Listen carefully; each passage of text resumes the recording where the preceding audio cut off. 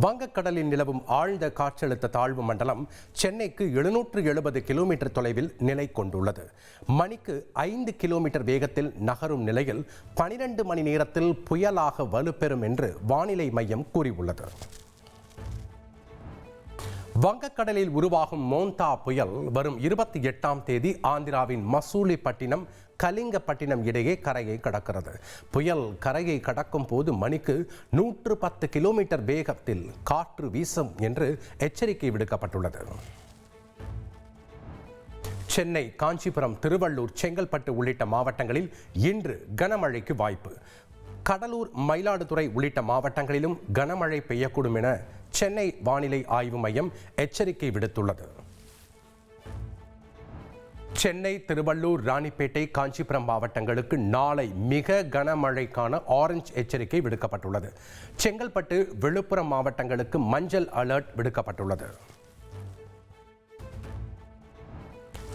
வங்கக்கடலில் புயல் உருவாக உள்ள நிலையில் இந்திய ராணுவம் தயார் நிலையில் வைக்கப்பட்டுள்ளது. தேசிய பேரிடர் மேலாண்மை ஆணையம் மாநில அரசுகளுடன் தொடர்பில் உள்ளதாகவும் நிலைமையை உன்னிப்பாக கவனித்து வருவதாகவும் இந்திய ராணுவம் தெரிவித்துள்ளது. அக்டோபர் 24ஆம் தேதி வரை தமிழ்நாட்டில் 10.40 லட்சம் டன் நெல் கொள்முதல் செய்யப்பட்டுள்ளதாக அரசு தெரிவித்துள்ளது. நடப்பாண்டில் நெல் கொள்முதல் முன்கூட்டியே தொடங்கப்பட்டதாகவும் அரசு கூறியுள்ளது. மழையில் நனைந்து முளைத்திருந்த நெல்லை பிடித்த போது விவசாயிகளின் விவரிக்க முடியாத வேதனையை உணர்ந்ததாக எதிர்க்கட்சித் தலைவர் எடப்பாடி பழனிசாமி கூறியுள்ளார். சினிமாக்களை ரசிக்கத்தான் முதல்வருக்கு நேரம் இருப்பதாகவும் விமர்சித்துள்ளார். தஞ்சை மாவட்டம் பாபநாசத்தில் மத்திய குழுவினர் ஆய்வு செய்தனர். ராரா முத்திரை கோட்டை நெல் கொள்முதல் நிலையத்தில் ஆய்வு செய்த நிலையில் மாதிரிகளை சேகரித்து சென்றனர். நெல்லின் ஈரப்பதம் 20% வரை உள்ளதாக ஆய்வுக்கு பின் மத்திய குழு தெரிவித்துள்ளது. ஆய்வு குறித்த அறிக்கையை 1 வாரத்திற்குள் சமர்ப்பிப்போம் என்றும் தெரிவித்துள்ளனர். புதுச்சேரி யூனியன் பிரதேசத்தைச் சேர்ந்த ஆந்திராவில் உள்ள ஏனாம் பிராந்தியத்தில் நாளை முதல் 29ஆம் தேதி வரை 3 நாட்கள் பள்ளி, கல்லூரிகளுக்கு விடுமுறை அளிக்கப்பட்டுள்ளது. ஆந்திர மாநிலம் மசூலிப்பட்டினத்தில் புயல் கரையை கடக்கும் என்பதால் விடுமுறை அறிவிக்கப்பட்டுள்ளது. ஆபரேஷன் சிந்தூர் ஒவ்வொரு இந்தியருக்கும் பெருமை என மனதின் குரல் நிகழ்ச்சியில் பிரதமர் மோடி பெருமிதம் தெரிவித்தார். சுதேசி பொருட்களின் விற்பனை மிகப்பெரிய அளவில் அதிகரித்திருப்பதாகவும் அவர் கூறினார். தமிழ்நாடு மற்றும் மேற்கு வங்கத்தில் வாக்காளர் பட்டியல் சிறப்பு திருத்தம் குறித்த அறிவிப்பு நாளை வெளியாகும் என்று கூறப்பட்டுள்ளது. நாளை மாலை 4 மணிக்கு இந்திய தலைமை தேர்தல் ஆணையத்தின் சார்பில் செய்தியாளர் சந்திப்பு நடைபெற உள்ளது.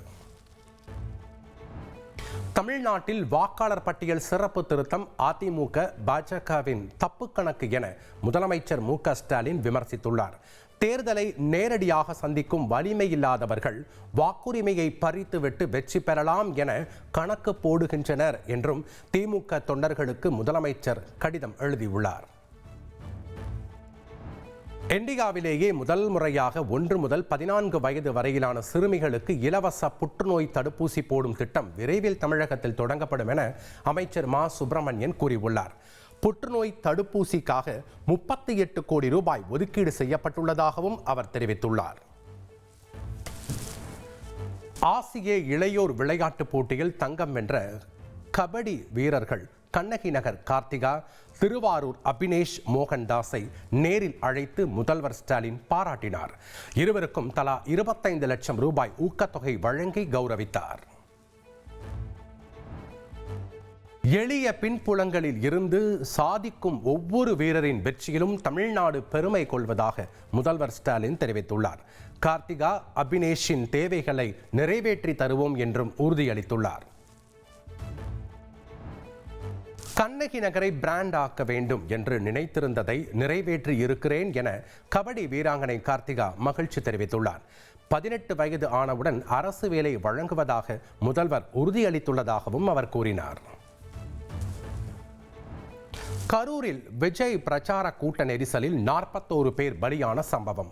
உயிரிழந்தவர்கள் குடும்பங்களை நாளை மாமல்லபுரத்தில் விஜய் சந்திக்க உள்ள நிலையில் பாதிக்கப்பட்டவர்களை கரூரிலிருந்து சென்னை அழைத்து வரும் பணியை தாவேகாவினர் தொடங்கியுள்ளனர். விஜய் அதிமுக கூட்டணிக்கு வந்தால்தான் அவருக்கு நல்லது என்று முன்னாள் அமைச்சர் ராஜேந்திர பாலாஜி கூறியுள்ளார். விஜய் கூட்டணிக்கு வந்தால் 220 தொகுதிகளில் அதிமுக கூட்டணி வெற்றி பெறும், இல்லாவிட்டால் 180 இடத்தில் வெற்றி பெறும் என்றும் தெரிவித்தார். 2026 சட்டமன்ற தேர்தலில் வெற்றி கூட்டணியை உருவாக்குவேன் என பாமக நிறுவனர் ராமதாஸ் தெரிவித்துள்ளார். கூட்டணி தொடர்பாக நல்ல செய்தி வரும் என்றும் அவர் கூறியுள்ளார். திருச்செந்தூர் சுப்பிரமணிய சுவாமி கோயிலில் நாளை நடைபெறுகிறது உலக பிரசித்தி பெற்ற சூரசம்ஹார விழா. சூரசம்ஹாரத்தை பார்க்க தமிழகத்தின் பல்வேறு பகுதிகளிலிருந்தும் பல்லாயிரக்கணக்கான பக்தர்கள் திருச்செந்தூரில் குவிந்து வருகின்றனர். பைக் ரேசிங் சீசனை முடித்து துப்பாக்கிச் சுடும் பயிற்சியில் நடிகர் அஜித்குமார் ஈடுபட்டுள்ளார். திருப்பூரில் உள்ள கொங்குநாடு தனியார் ரைபிள் கிளப்பில் நடிகர் அஜித்குமார் துப்பாக்கிச் சுடும் பயிற்சியில் ஈடுபட்டார். உலக புகழ்பெற்ற கால்பந்து வீரர் மெஸ்ஸியின் இந்திய பயணம் தள்ளி வைக்கப்பட்டுள்ளதால் ரசிகர்கள் ஏமாற்றம் அடைந்துள்ளனர். நவம்பர் 17ஆம் தேதி அர்ஜென்டினா அணி ஆஸ்திரேலிய அணியுடன் கொச்சியில் விளையாட இருந்த நிலையில் போட்டிக்கு அனுமதி பெற தாமதமானதால் ஒத்திவைக்கப்பட்டுள்ளது. சத்தீஸ்கரில் 13 பெண் மாவோயிஸ்டுகள் உட்பட 21 பேர் சரணடைந்தனர். உயர் ரக துப்பாக்கிகள் மற்றும் ரைபிள்களை அவர்கள் ஒப்படைத்தனர். இந்தியா சீனா இடையே மீண்டும் நேரடி விமான சேவை தொடங்கியுள்ளது. கொல்கத்தாவிலிருந்து குவாங்சோவுக்கு முதல் விமானம் புறப்பட்டதை குறிப்பிட்டு இருதரப்பு உறவை மீட்டெடுப்பதில் ஒரு முக்கிய மைல்கல் என சீன செய்தி தொடர்பாளர் பதிவிட்டுள்ளார். செஷல்ஸ் நாட்டு அதிபர் பதவியேற்பு விழாவில் பங்கேற்பதற்காக துணை குடியரசுத் தலைவர் சிபி ராதாகிருஷ்ணன் செஷல்ஸ் நாட்டிற்கு சென்றுள்ளார். செஷல்ஸ் வாழ் இந்தியர்களையும் சந்தித்து அவர் உரையாற்றுகிறார். ஆசியான் மாநாட்டில் காணொலி வாயிலாக உரையாற்றிய பிரதமர் மோடி 21ஆம் நூற்றாண்டு இந்தியா மற்றும் ஆசியானின் நூற்றாண்டு என்று கூறினார். 2026ஆம் ஆண்டை ஆசியான் இந்தியா கடல்சார் ஒத்துழைப்பு ஆண்டாக அறிவிப்பதாகவும் அவர் தெரிவித்துள்ளார். ஆசியான் மாநாட்டில் பங்கேற்க கோலாலம்பூர் சென்றுள்ள அமெரிக்க அதிபர் டொனால்ட் ட்ரம்ப் முன்னிலையில் தாய்லாந்து கம்போடியா அமைதி ஒப்பந்தம் கையெழுத்தானது. இதன் மூலம் இரு நாடுகளுக்கும் இடையிலான எல்லை மோதல் முடிவுக்கு வந்தது. பாகிஸ்தான் பிரதமர் ஷபாஸ் ஷெரீப் மற்றும் ராணுவ தளபதி அசீம் முனீர் ஆகியோரை சிறந்த மனிதர்கள் என்று ட்ரம்ப் பாராட்டினார்.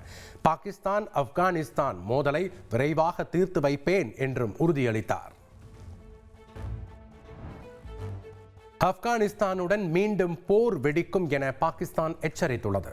போர் நிறுத்த முயற்சிகள் தோல்வியடைந்த நிலையில் பாகிஸ்தான் பாதுகாப்பு அமைச்சர் கவாஜா முகமது ஆசிப் எச்சரித்துள்ளார். பாரிஸில் உள்ள உலகின் மிகப்பெரிய லூவ்ரே அருங்காட்சியகத்தில் நெப்போலியனின் மன்னனின் நகைகள் கொள்ளையடிக்கப்பட்ட சம்பவம். கொள்ளை சம்பவத்தில் ஈடுபட்ட 2 கைது செய்யப்பட்டுள்ளனர். வங்கதேசத்திற்கு எதிரான மகளிர் உலகக்கோப்பை கிரிக்கெட் போட்டியில் டாஸ் வென்ற இந்திய அணி பந்து வீச்சை தேர்வு செய்தது. மழை காரணமாக போட்டி 43 ஓவராக குறைக்கப்பட்ட நிலையில் மீண்டும் மழை தொடர்வதால் ஆட்டம் தடைப்பட்டுள்ளது. ஆஸ்திரேலியாவில் கடைசி தொடரை விளையாடிவிட்டதாக இந்திய கிரிக்கெட் வீரர் ரோஹித் சர்மா இன்ஸ்டாவில் பதிவிட்டுள்ளார். One last time signing off from Sydney என ரோஹித் சர்மா குறிப்பிட்டுள்ள நிலையில் அவர் ஓய்வு பெறப் போகிறாரா என ரசிகர்கள் கேள்வி எழுப்பி வருகின்றனர். சென்னை ஓபன் மகளிர் டென்னிஸ் தொடர் நாளை நுங்கம்பாக்கத்தில் தொடங்க உள்ளது. சர்வதேச மற்றும் இந்திய வீராங்கனைகள் தொடரில் கலந்து கொள்ள உள்ளனர்.